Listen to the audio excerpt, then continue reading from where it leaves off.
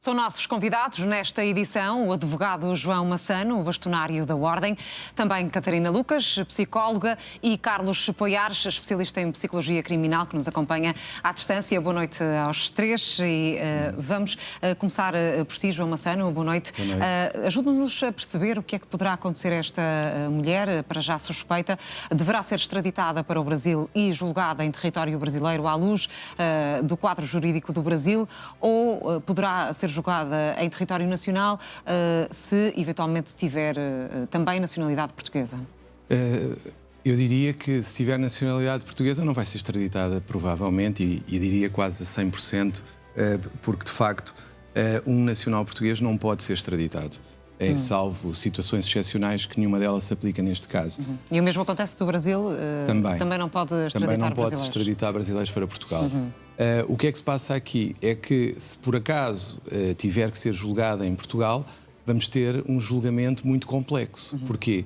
Porque todo o material está em território brasileiro. Exatamente. Ou seja, vai ter que haver uma cooperação e um pedido de cooperação das autoridades portuguesas relativamente às autoridades brasileiras, que vai implicar passagem de provas de um lado para o outro, com a possibilidade, inclusivamente, de haver provas que não possam ser utilizadas em Portugal, se violarem as regras da prova portuguesas, mas forem admissíveis de acordo com a lei brasileira. E depois também temos as testemunhas, não é? Porque, em princípio, as testemunhas estarão no Brasil e terão que ser ouvidas. Sim, ou por... nesses casos há a possibilidade de serem ouvidas por videochamada, claro, à distância? por videochamada à distância, pelo sistema que os tribunais portugueses utilizam, mas não deixa de ser uma grande confusão, porque toda a prova está em território brasileiro com as autoridades brasileiras. Com as autoridades brasileiras, e o julgamento vai ter que ser feito em Portugal, caso confirme a cidadania portuguesa.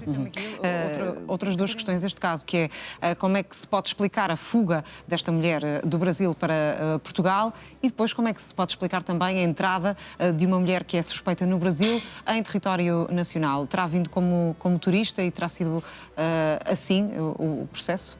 Eu diria que até pelas declarações do marido parece que não houve nada disso, ou seja, nem o próprio Brasil detectou que ela saiu, tanto que passaporte e tudo mais. Mas há uma coisa que eu acho que é positiva, nós temos estado só a falar de aspectos negativos, mas há uma coisa que funcionou, que é as polícias funcionaram. Sim. E apesar de... coordenação internacional. Houve uma coordenação internacional que é de realçar. Nós muitas vezes falamos só quando a justiça falha, mas aqui a justiça... No caso, as polícias funcionaram bem e houve uma coordenação extraordinária, porque permitiu que ela fosse detida em Portugal. Claro que quem estava nas fronteiras provavelmente não tinha o aviso para deter a senhora e para a impedir de sair do Brasil, porque senão não a tinha deixado passar, ou então foram negligentes, mas isso já é estar aqui a supor.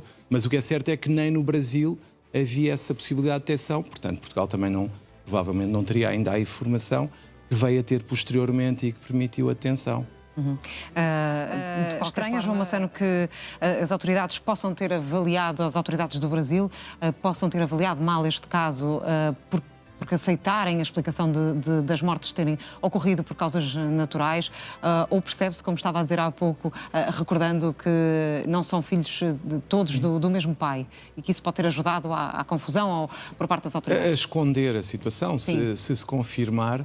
Eu diria que o facto de não serem todos filhos do mesmo pai significa que poderá ser mais difícil fazer a ligação. Mas, claro, quando há um segundo filho a falecer, a confirmar-se nas mesmas circunstâncias, é claro que dá para desconfiar. Agora, nós não sabemos exatamente o que é que aconteceu. Se havia falhas, se por acaso as crianças nasceram com alguma doença ou alguma patologia que pudesse até justificar aquele desfecho, e que de repente, após o quinto falecimento, ter acontecido alguma circunstância que despertou suspeitas por uma autópsia que se verificou qualquer substância e que permitiu eventualmente até reabrir situações anteriores. Claro. Muito bem, João Massano, Catarina Lucas, Carlos Poiares, agradeço a participação dos três nesta conversa. A continuação de uma boa noite. Obrigada. Obrigado. Obrigado.